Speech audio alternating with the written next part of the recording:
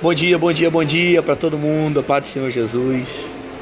Deixa eu falar uma coisa para você. Hoje eu ia estar pregando, eu vou estar pregando em BH, Minas Gerais. Vou pregar na festa lá do Ministério Restituir, né? E eu tinha um voo agora pela manhã no estado do Rio de Janeiro, do Galeão para Confins, Belo Horizonte. O que aconteceu é que o trânsito do Rio é terrível e eu não consegui chegar a tempo, perdi o voo. Mas já resolvi esse problema, vou agora pegar o próximo voo para estar ministrando em BH, estar ministrando em Confins. Eu perdi o voo e o Espírito Santo falou no meu coração algo sobre perda, né? Tudo Deus fala com a gente, quando a gente tem a mente ligada nas coisas do céu, quando a nossa consciência ela está ligada em Deus, quando a nossa alma está entranhada com a presença, tudo Deus palestra com a gente. Deus direciona o caminho, Deus muda a direção, Deus nos ajuda a sair de situações de emergência. E eu fiquei pensando, o que a gente faz quando a gente perde? Qual é o sentimento que você tem quando você passa por uma perda? É um sentimento de frustração, é um sentimento de descontrole, não é verdade? Você não sabe mais o que fazer, você perdeu e você não sabe qual atitude tomar, você não sabe como fazer, você não sabe como agir. Você perdeu algo que saiu do teu controle, que saiu das suas mãos, que estava sobre as suas mãos e foi embora. Se perdeu, acabou. E o sentimento que fica na perda é o sentimento de frustração, o sentimento de tristeza. Qual é a atitude que você toma diante da frustração, da decepção, como a Tati disse aqui? Qual é o sentimento que fica no teu coração? Qual é a ação, a atitude que você toma diante das dores, do sofrimento? É muito perigoso você querer às vezes agir em um momento de perda para tentar suprir aquele buraco que nem sempre vai ser suprido por algo material. Às vezes o próprio tempo ele vai te ensinar a você suportar as dores, né? Claro que a minha reflexão é uma reflexão básica. Eu perdi uma coisa simples, eu perdi um voo, né? Mas a consciência dói na hora. E depois que você se sente frustrado por ter perdido, parece que as coisas vão entrando no lugar, você vai como é que eu vou usar a palavra correta, a expressão correta? Você vai aceitando a situação, você vai entendendo que você perdeu, você vai entendendo que não tem mais como fazer, você vai entendendo que não tem mais o que fazer, entendeu? E apenas o próprio Deus pode te dar a direção correta do que você deve fazer. O problema é que às vezes a gente perde e diante da perda a gente fica desesperado. Você é tomado por um sentimento impulsivo, você se descontrola, você procura pessoas, você procura gente, você tenta resolver e não consegue. Por quê? Porque o dia que você está passando é um dia de perda. E se esse é um dia de perda, você vai ter que passar pela perda. Eclesiastes capítulo 3 fala que há um tempo determinado para todas as coisas. Há tempo de abraçar e há tempo de afastar. Por que você quer abraçar se o tempo que você está passando é para andar afastado? Entende? O que você quer ganhar se de repente o tempo que você está passando é o tempo de perder? Você precisa entender que a vida é feita de fases. Nem sempre você vai ganhar. E Deus ele está observando a maneira como você se comporta diante das adversidades. É claro que Deus ele conhece a tua natureza. Ele sabe que dentro de você existe um homem fraco, necessitado, dependente da graça dele. Só que o problema é que dependendo das ações que você toma diante dessa dificuldade, dessa tempestade que você está passando, ela pode resultar em problemas piores. Ela pode resultar em perdas piores. Então você precisa aprender com as dificuldades, superar as adversidades. Entender que toda perda tem um tempo, tem um propósito. E muitas das vezes você não perde, né? Nós estamos falando aqui de uma palavra que ela está envolvida em várias vertentes. Por exemplo, existem perdas que são consequência minha, de homem, Rodrigo, eu perdi porque eu fui incompetente, eu perdi porque eu fui irresponsável, eu perdi porque eu agi de maneira errada, eu perdi porque não era para ter feito isso, consequência minha. Às vezes a gente tenta atribuir a Deus aquilo que é responsabilidade nossa, consequência minha. Assumir a minha responsabilidade, assumir os meus erros. Existem perdas que são consequências daquilo que a gente faz. Segundo tipo de perda é quando você perde porque Deus permite que você perde, porque é necessário você perder, porque você só vai aprender se você perder, porque você não aprende se você ganhar, você vai aprender com a perca, você vai aprender com as dificuldades, você vai aprender com os desertos, você vai aprender com o sofrimento. Aí o que você faz?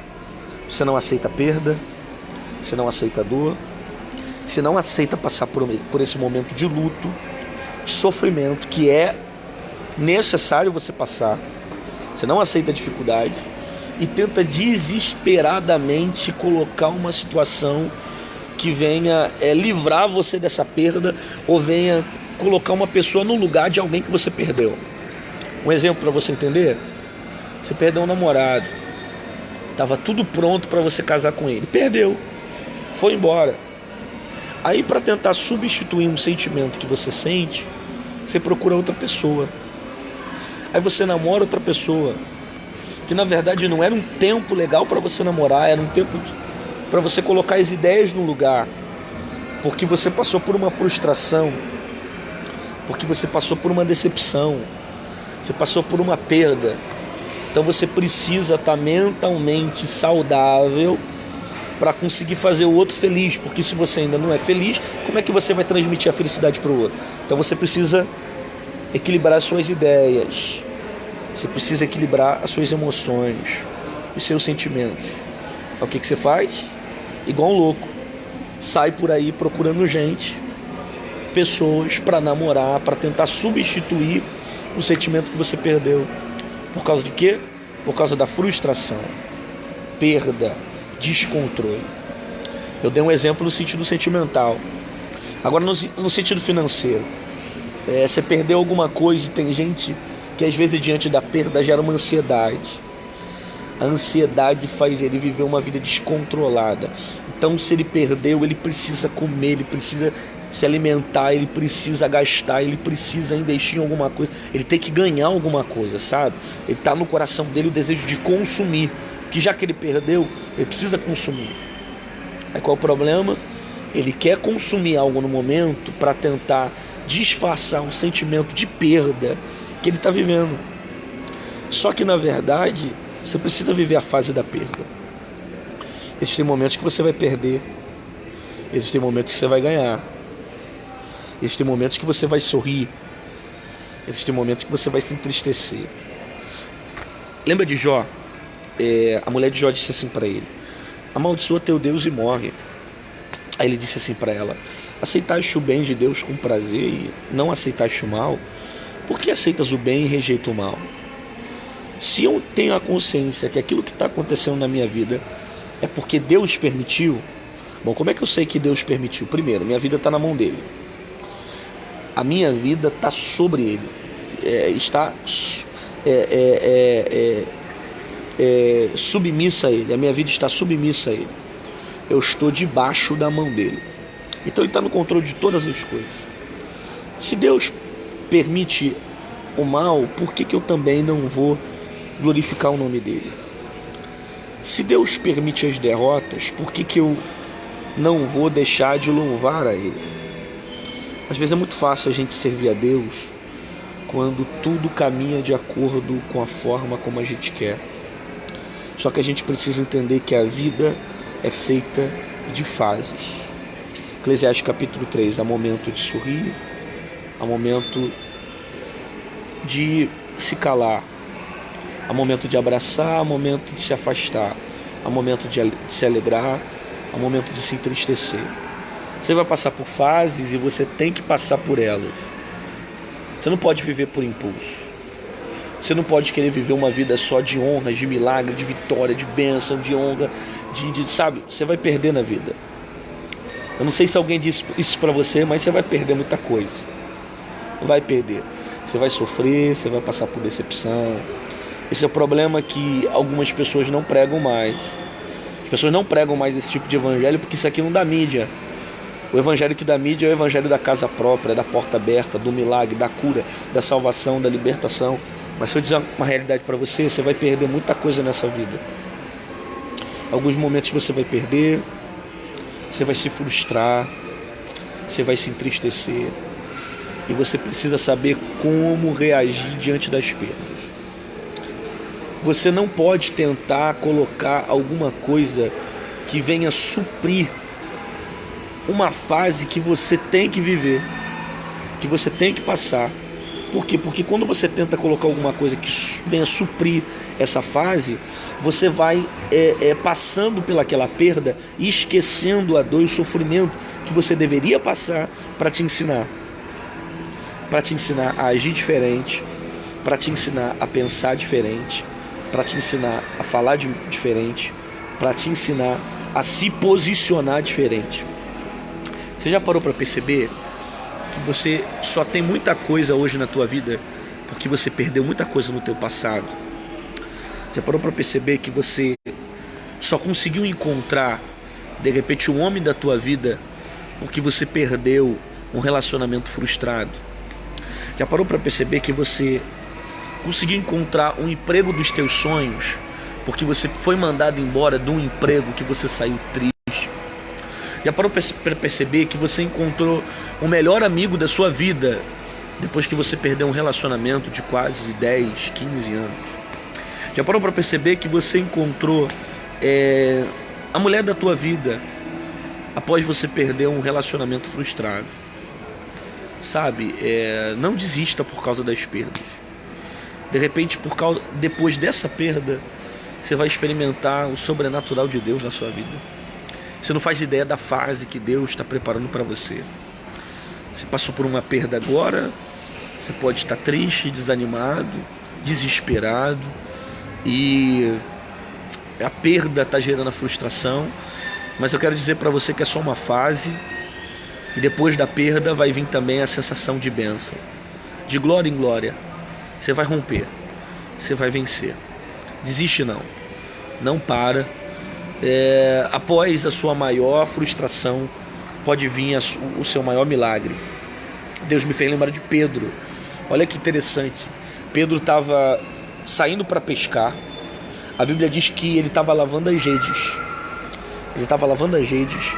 E ele já tinha desistido porque passou a noite inteira tentando pescar e nada havia apanhado. Jesus chega diante de Pedro, se aproxima dele e faz um convite. Pedro, vamos para o mar. Pega a rede, vamos para o mar. Vamos para o barco. Aí Pedro vai refutar dizendo: mas eu passei a noite inteira tentando pescar. Eu tenho capacidade, eu sou pescador, eu tenho conhecimento, eu sei o lugar certo que tem peixe. Pedro passou por uma grande perda. Uma perda da noite inteira de tempo. Dedicou vida, dedicou tempo, dedicou vida, dedicou esperança, e de repente não teve pescaria naquela noite. Vivia disso, era pescador, então os peixes eram necessários para ele comer, para ele trabalhar, para ele vender o produto, o material, para sobreviver, para o seu sustento. E naquele dia não teve peixe. Aí Jesus chega até Pedro, e olha o que Jesus faz, presta atenção. Jesus faz Pedro voltar para o mesmo mar. Jesus faz Pedro voltar para a mesma rede. Jesus faz Pedro voltar para o mesmo barco. Olha que interessante. Pedro volta para o mesmo mar. Pedro volta para o mesmo barco. Pedro volta com a mesma rede. Só que tem uma diferença. Ele vai para o mar agora com Jesus. Ele vai com Cristo. Aí ele vai lançar a rede à direita, segundo a ordem de Cristo. Ele lança a rede e todo mundo conhece a história. Ele nem conseguiu levantar a rede pela multidão de peixes que havia na rede. A rede já vinha se rompendo, o tamanho, a quantidade de peixe que tinha. Olha o que Jesus faz. Jesus faz Pedro voltar para o lugar da frustração dele. O lugar onde ele se frustrou, o lugar onde ele sofreu, o lugar onde ele perdeu a esperança, o lugar onde ele já tinha desistido, o lugar onde ele já estava desacreditado. Jesus fez ele voltar para que algo novo se manifestasse sobre a vida dele. Recebe essa palavra. Jesus vai fazer você voltar no mesmo barco. Jesus vai fazer você voltar com a mesma rede. Jesus vai fazer você voltar no mesmo mar. Só que a esperança que você vai carregar dessa vez não é uma esperança de frustração. Não é frustração. Você vai carregar uma esperança, uma expectativa de vitória, de conquista, de milagre. Se a noite inteira foi de choro, pela manhã já está nascendo a sua vitória. Porque o salmista disse no Salmo 30, verso 5, que o choro pode durar uma noite, mas a alegria vem pelo amanhã. Deus abençoe sua vida, Deus abençoe sua casa. Hoje eu vou fazer um monte de live. Daqui a pouco a gente vai estar se vendo em outra live. A gente vai estar conversando. Eu vou liberar uma palavra para vocês. Deus te abençoe, paz do Senhor. Paz. Deixa passar a fase da perda. Depois da perda, você vai viver uma grande vitória.